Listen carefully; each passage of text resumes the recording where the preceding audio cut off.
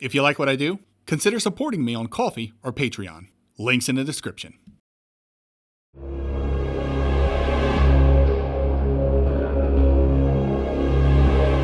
Enter a dark world of grotesque maturity. What do you think that translates to? Boobs, of course. Yes, this game has lots of boobs, and no, I will not be showing them. I'm sorry if I'm your only source of boobs on the internet.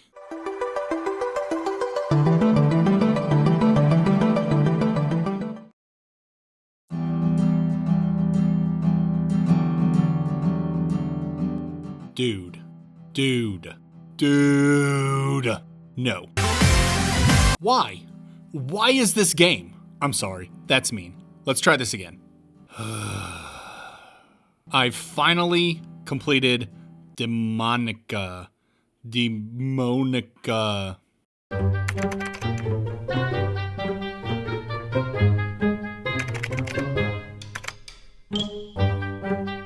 Demoniaca.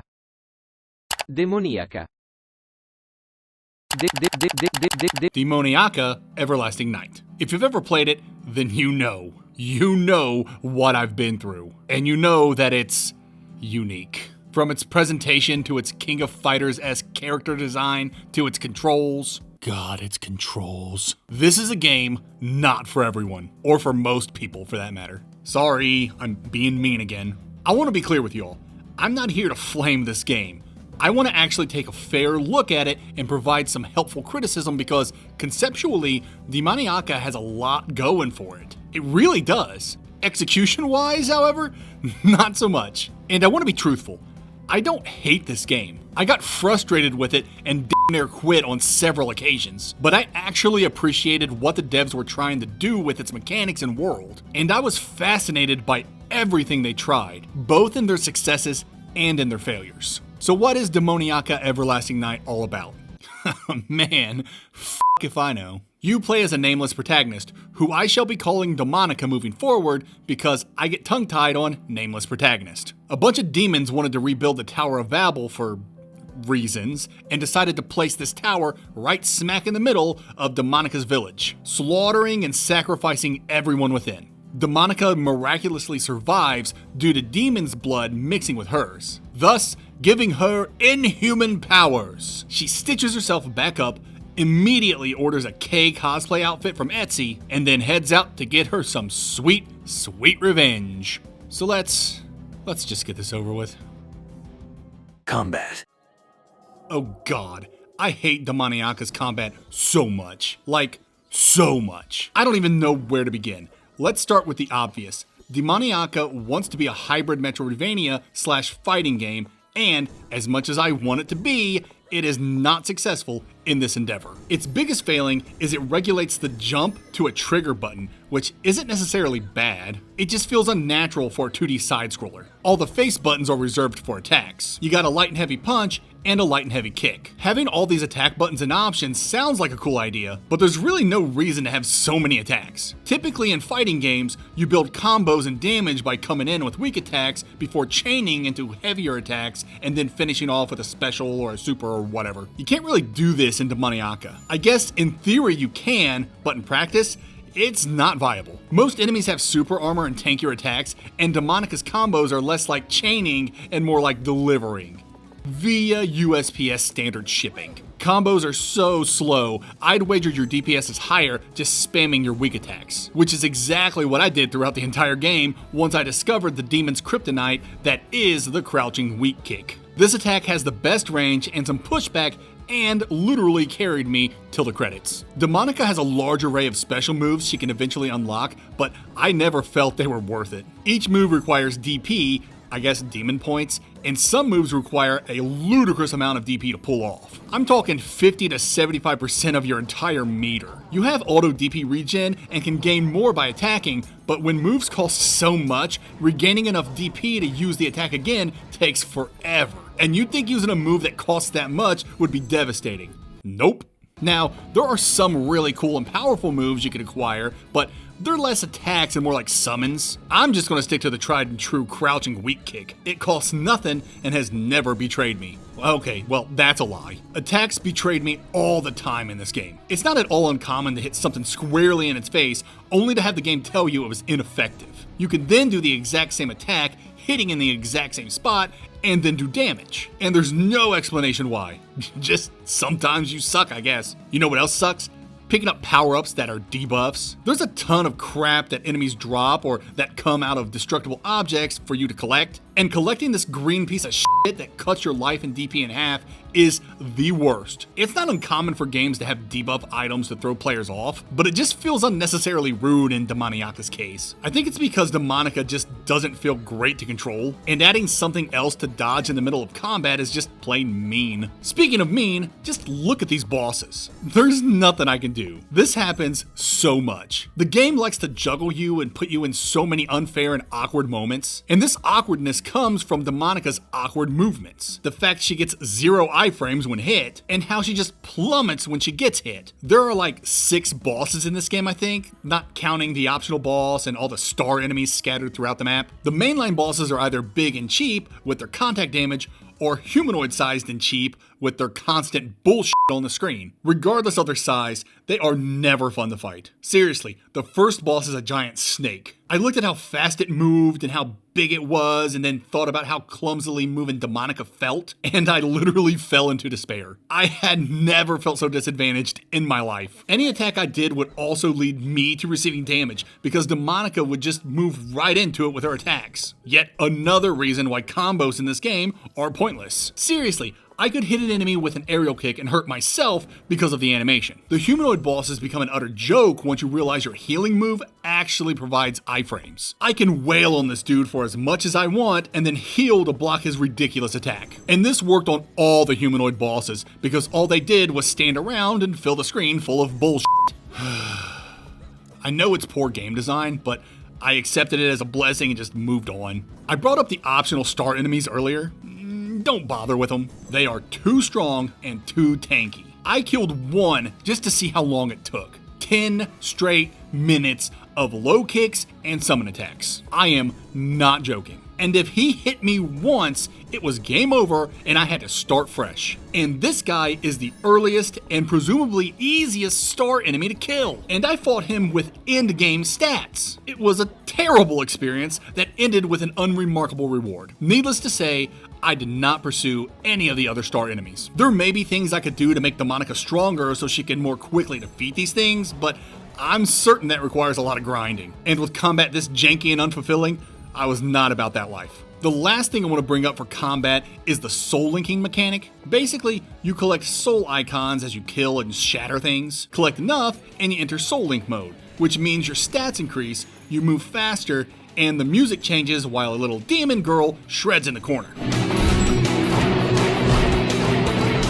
Yeah, I don't know what's going on either. That's it for combat. In summary, don't. But if you have to, go with the low kicks. And if you really want to align yourself as chaotic evil, this game's co-op. You can actually play this game with somebody else. I don't know, man. Who'd ever be like, yo, want to come over and play Demoniaca Everlasting Night? I'll let you be Devil Boy. I can't think of a faster way to end friendship. Abilities. Platforming. Not a lot of abilities Demoniaca gets to overcome utility-based obstacles. She starts with the world's strictest wall jump, then obtains the double jump and a sonic jump, which is a high jump. She gets a couple of other abilities that aren't necessary to complete the game, but they'll unlock items in areas you wouldn't otherwise get. There's a really great teleport move that passes through impassable obstacles, and the Betrayal move kills certain NPCs and destroys doors labeled friends, for whatever reason. There are breakable doors and walls all throughout the tower. Oh, here's a breakable wall now. I'll just...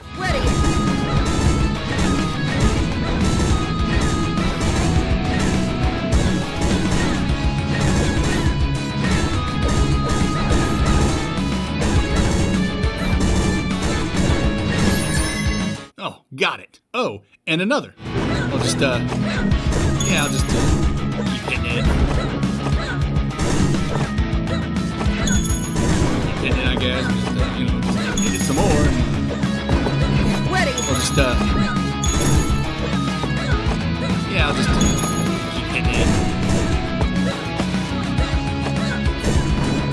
Oh, there we go. Sweet. Breaking down these walls is ridiculous in the beginning, but they do go down faster as you get stronger. Some doors, on the other hand, only break if you strike them with a powerful enough attack, their threshold indicated by the labeled number. The caveat is you have to do that damage in a single hit, so there'll be a lot of early game doors you'll have to return to later.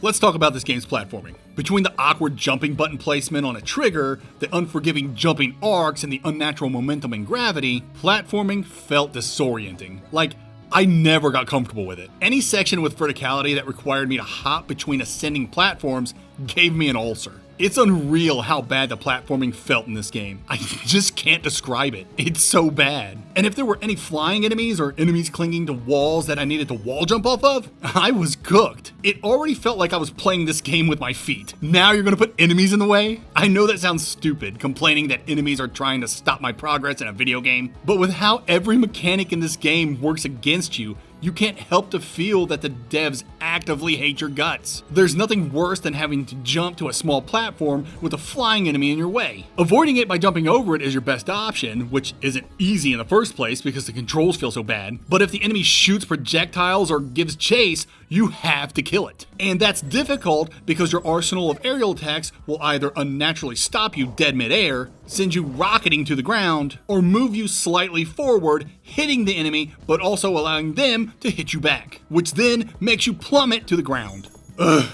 Let's talk about the wall jump.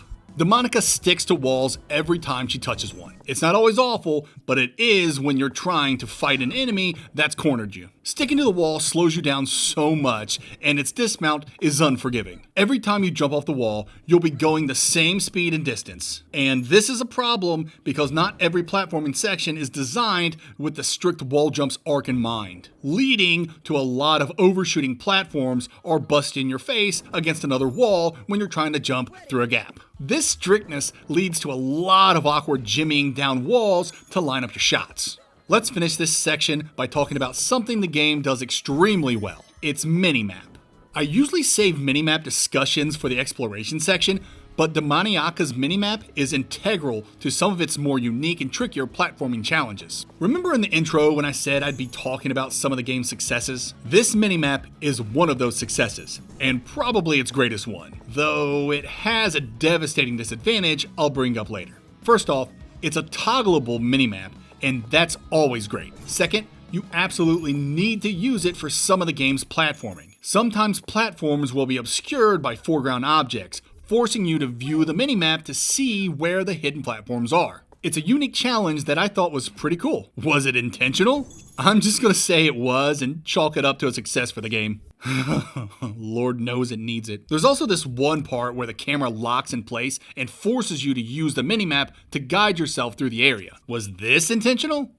Does it matter at this point? I was able to get through it and I had fun. Let's just move on. There's also unlabeled stats or passives you can obtain through equipment, and these passives are called Perception and Orientation, and they directly affect the minimap. The more orientation you have, the larger the minimap, and your field of view. I don't think I've ever played an MV that does this, and it's a really awesome idea. And Perception translates to Demoniaca being clairvoyant, meaning she can actually see chests and points of interest on the minimap, which is another unique and awesome idea. I guess what I'm saying is Demoniaca did such a great job with its minimap. Typically something only used for navigation, the devs turned the minimap into an integral part of platforming, incorporated it into puzzles and challenges, and linked it to character stats to influence its usefulness. Say what you want about Demoniaca, but how it utilizes its minimap is quite brilliant. That's a wrap for this section. Platforming is terrible, and you feel terrible while doing it. But the way they used the minimap is way too good for such a janky game. Progression. There's an EXP and leveling system in Demoniaca, but it's pretty pointless. When you level up, you get a stat point to use on one of your mini stats, which, sure, I guess it's not completely pointless, but when gear heavily influences your stats, one stat point from a level isn't going to do much. And you don't even need stats for gear proficiency or scaling. They just affect the things you'd expect them to affect. Attack increases the damage you deal, defense decreases the damage you take, luck increases crit chance and item drops, so on and so forth. What's funny is you can actually have negative stats. I ended the game with -7 intelligence because I only believe in Unga Bunga strats. Getting back to gear, You find a lot of stuff in this game and have multiple slots to fill, most being accessories. You can bling Demoniaca out with a necklace, 2 bracelets, and 2 rings. There's a sphere slot that acts as your weapon, but don't get excited. There's only one weapon Demoniaca gets in this game, her fist and feet. She also has a special slot for things like Sonic's shoes and a copy of Symphony of the Night. I am not kidding. This game has a few Easter eggs and it's kind of fun. Demoniaca can also get a set bonus, which requires you to find a complete set of hidden armor. I didn't unlock any set bonuses because I couldn't bring myself to play this game more than I had to, but apparently they give huge buffs. If you're interested, it might be worth your time. But even without the motivation to find these secret armors, I enjoyed finding gear along the way and swapping things out for better stuff. I just wish the UI for the equipment screen was better. It's tough to explain, but basically if I wanted to swap rings, I couldn't choose which ring slot I wanted to swap. You have to approach the slots in a specific order if you want things to go your way. Another annoyance is you only have so many spots for all your gear and consumables. To counteract this, the game allows you to recycle items into dust, one of the game's 2 currencies. Dust is the premium currency for high-end shops, while souls are much more common. Shops sell items and gear and are littered all over the place in highly inconvenient spots, so I hardly ever revisited them. Sorry, Lollipop, but I love your marketing strategy. There aren't any side quests in the game, but there are a bunch of optional things to do, like breaking down those aforementioned doors and statues to find more gear and special moves. There was also a Halloween DLC update that added an optional area that has something to do with pumpkins. I wasn't interested. I didn't face the optional boss or hunt down any of the star monsters on the map either. I mean, other than the 1-star monster I already talked about that took me 10 minutes to kill. I wish I had more to report to you, but I was just trying to finish this thing. You don't know what I've been through, alright? And that's it for progression. Leveling didn't seem very impactful, though I'm sure it added a lot to your HP and MP pools, so don't neglect it. But gathering gear sure felt impactful, and was a lot of fun. There's a lot of side content in the game, like finding hidden armor sets and fighting an optional boss, but those are truly for the strong of heart, mind, and patience. Exploration. Exploration was a bust for me. There are a lot of biomes to explore, but they all look so samey and feel disjointed. Each biome was connected by warp points, and the load times between biomes was atrocious. I played on the Switch, and some of these load times would last upwards to several minutes. Combine all that with the unpleasant controls that made traversal a struggle, and you can imagine how unmotivated I was to explore Demoniaca's world. I already spoke about the game's minimap and how brilliant it is, but its actual map isn't as great. I like that it shows where every shop is and where every biome is in relation to every other biome, and that it's actually shaped like the castle or tower you're in. I like when games give you a nice sense of scale. I just wish I could highlight a biome and zoom in. To my knowledge, there's no way to view the map holistically in any capacity. All you have is whatever you see in your minimap. Because the devs wanted the perception and orientation stats to be relevant so they could utilize the minimap mechanic, they made the minimap Demoniaca's only tool for navigation. Maps aren't 100% necessary for Metroidvanias, but they should be because it makes backtracking so much easier. Thankfully, Demoniaca doesn't have too much backtracking, at least not for the critical path. So, the world felt disjointed, moving around in it hurt me emotionally and physically, and the map sucks. But was exploration rewarding? Meh, kinda. There were a lot of secret areas and chests to find, but there was also a lot of RNG. Chests would randomly appear on the map, even in places where you already found them, and the loot would always be different. It was pretty cool. I like myself a little RNG, and there's actually a silly in-game reason why chests keep popping up all over the place. The only reason this RNG loot works is because there are also set chests with set loot that never change, and this loot is always big. And I guess that's it for exploration. I don't recommend it. Atmosphere. Narrative. I'm just gonna come out and say it. This game is super ugly, and I love it. In fact, it's my favorite part about Demoniaca. The environments are crass with dark, generic backgrounds, the particle effects are awkward, and besides Demoniaca herself, the character designs are weird looking and borderline amateurish. But it all works. It all comes together to give the game its own sense of style. It's just so punk, you know? What this game lacks in competency, it makes up for in passion. I can feel the passion exuding out of every aspect of this game. The devs love Metroidvania so much, and you can feel it with everything they do in Demoniaca. And that music. Whoever did this game's music deserves a medal because they went hard. For real, just listen to this.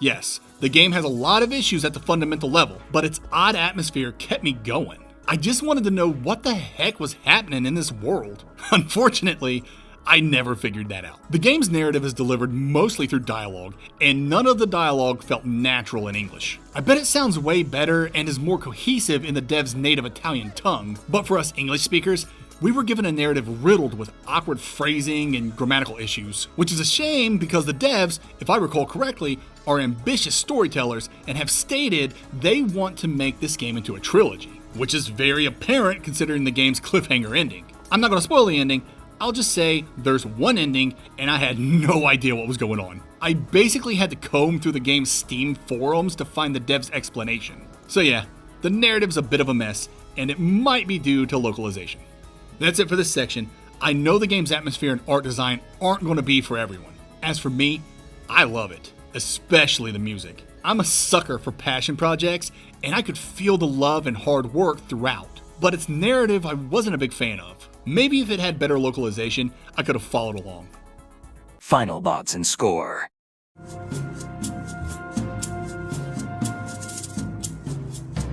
Tiger, tiger, burning bright in the forests of the night.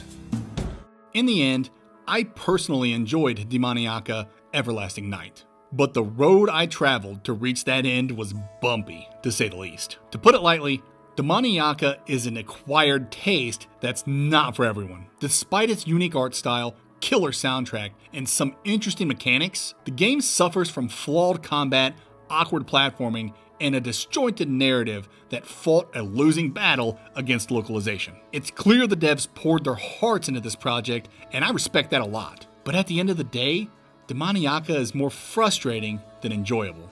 I award Demoniaca Everlasting Night a 4 out of 10.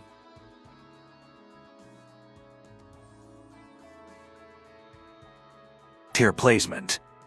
Demoniaca Everlasting Night is an interesting beast. As a Metroidvania, there are things to like about it, but all those things are bogged down by a frankly incredible amount of jank. If you look at this game and feel like it's not for you, you're probably right. It is impossible to put into words how awful the controls feel. And the bosses and optional star enemies are just ridiculous and redefine the word tanky. This game goes directly into the D tier. D for Demoniaca.